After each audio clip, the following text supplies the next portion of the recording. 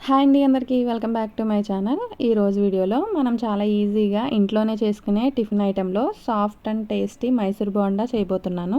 బయట క్రిస్పీగా లోపల సాఫ్ట్గా ఉండే ఈ బోండాలు ఎలా ప్రిపేర్ చేయాలో చూద్దామా అండి. దీనితో పాటు 2 సింపుల్ చట్నీలు కూడా చూపెట్టబోతున్నాను. మరి లేట్ చేయకుండా స్టార్ట్ చేద్దామా అండి.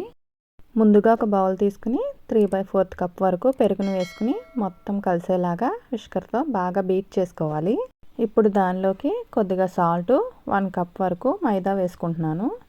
నేను తీసుకున్న మైదా 250 గ్రామ్స్ అండి. ఇక్కడ వాటర్ వేసుకోకుండా పెరుగులో మైదా మొత్తం కలిసిపోయేలాగా మిక్స్ చేసుకోవాలి. ఇలా చేతితోనే బాగా మిక్స్ చేసుకుని సాఫ్ట్గా ఉండేలాగా కలపాలి. చూసారు కదా, ఇది సాఫ్ట్గా అయ్యింది. ఇప్పుడు దీన్ని 15 నిమిషాలు పక్కన పెట్టి నాననివ్వాలి. ఇది నానేలోగా ఇంతలో మనం చట్నీ ప్రిపేర్ చేద్దామండి. పల్లీ చట్నీ కోసం కడాయిలో ఆయిల్ వేసుకుని 1 కప్ పల్లీలు వేసుకోవాలి. అందులో 2-3 పచ్చిమిర్చి, 1/2 ఇంచ్ అల్లము, 2 వెల్లుల్లి పొట్టు తీసేసి వేసుకోవాలి. 2 ఎండుమిర్చి వేసుకుని 2-3 నిమిషాల పాటు ఫ్రై చేసుకోవాలి. ఇప్పుడు అందులోకి 2 మీడియం సైజ్ టమాటాలని కట్ చేసి వేసుకోవాలి. చిన్న నిమ్మకాయ సైజ్ అంత చింతపండు, రుచికి తగినంత సాల్ట్ వేసుకుని టమాటా ముక్కలు మొత్తం మెత్తగా అయ్యే వరకు ఫ్రై చేసుకోవాలి. ఇవి పూర్తిగా చల్లారాక మిక్సీ జార్లో వేసుకుని మిక్సీ పట్టుకోవాలి. చూసారు కదా, పల్లీ చట్నీ రెడీ అయిపోయింది. ఇప్పుడు పుట్నాల చట్నీ కోసం మిక్సీ జార్లోకి 1/2 కప్ పచ్చి కొబ్బరి, 1 కప్ వరకు పుట్నాలు, ఫ్రై చేసినటువంటి పచ్చిమిర్చి ఒక 5, 1/2 ఇంచ్ వరకు అల్లం, గార్లిక్ 2 పొట్టుతో సహా, వాటర్లో నానబెట్టిన చింతపండు కొద్దిగా, టేస్ట్కి తగినంత సాల్ట్ వేసుకుని సరిపడినంత వాటర్ వేసుకుని మిక్సీ పట్టుకోవాలి.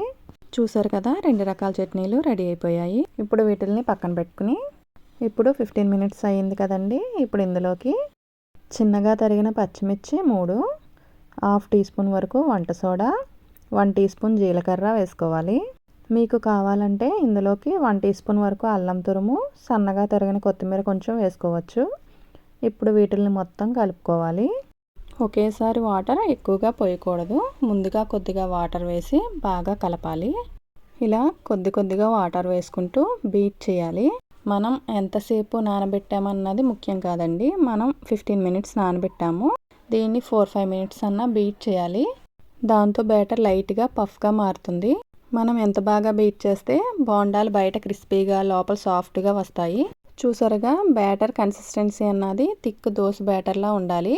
అలా అయితేనే అది పర్ఫెక్ట్ బ్యాటర్ అని అర్థం.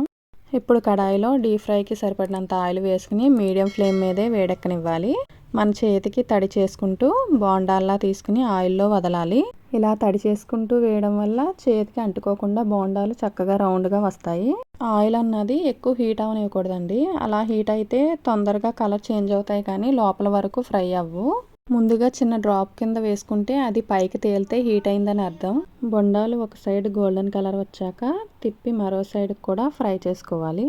ఇలా 2 సైడ్లు తిప్పుతూ కలర్ చేంజ్ అయ్యే వరకు ఫ్రై చేసుకోవాలి. చూసారు కదా, మన మైసూర్ బోండా రెడీ అయిపోయింది. ఇప్పుడు సర్వ్ చేసుకోవడమే. అంతేనండి, మన టేస్టీ సాఫ్ట్ మైసూర్ బోండాలు రెడీ అయిపోయినాయి. ఇవి వేడివేడిగా ఉండగానే పల్లీ చట్నీ లేదా పుట్నాల చట్నీతో ఇలా తింటే ఒక కప్పు టీతో సూపర్ కాంబినేషన్ అండి.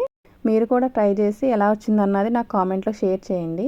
మీకు ఈ వీడియో నచ్చితే లైక్ చేయండి, మీ ఫ్రెండ్స్కి రిలేటివ్కి షేర్ చేయండి. మరిన్ని ఈజీ హెల్తీ రెసిపీస్ కోసం మా ఛానల్ని సబ్స్క్రైబ్ చేయండి. Thank you for watching.